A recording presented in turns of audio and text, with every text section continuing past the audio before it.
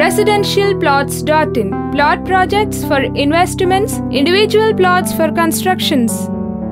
ప్రస్తుతం ఆంధ్రప్రదేశ్ రాజకీయాల్లో hot topic గా ఉన్న అంశం ప్రధాని మోడీని జగన్ కలవడం.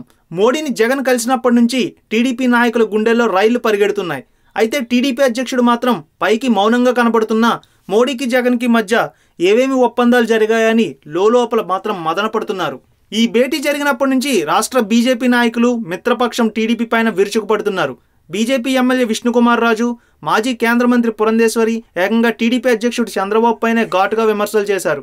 ఈ నెల రోజుల్లో జరిగిన సంఘటనలు గమనిస్తే 2019 ఎన్నికల్లో బీజేపీతో వైసీపీ మిత్రపక్షంగా మారే అవకాశం ఉందని అంటున్నారు రాజకీయ విశ్లేషకులు.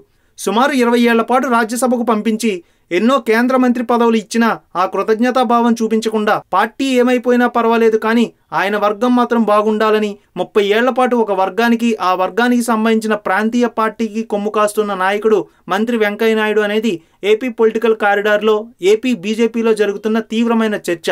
తన వాక్చాతుర్యంతోనే 30 ఏళ్ల పాటు రాజకీయాల్లో ఉండి ఆ వాక్చాతుర్యంతోనే రాజకీయ మేధావుల దగ్గర రాజకీయ ప్రశంసలు అందుకున్నారు వెంకయ్యనాయుడు.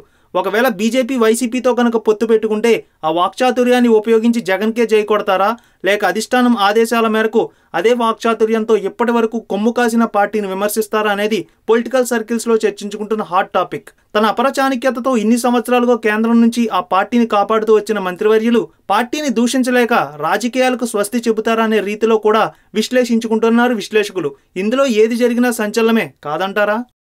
ఈ వీడియో మీకు నచ్చినట్లయితే లైక్ చేయండి, షేర్ చేయండి. మరిన్ని అప్డేట్స్ కోసం మా జనహితం టీవీని సబ్స్క్రైబ్ చేయడం మాత్రం మర్చిపోకండి.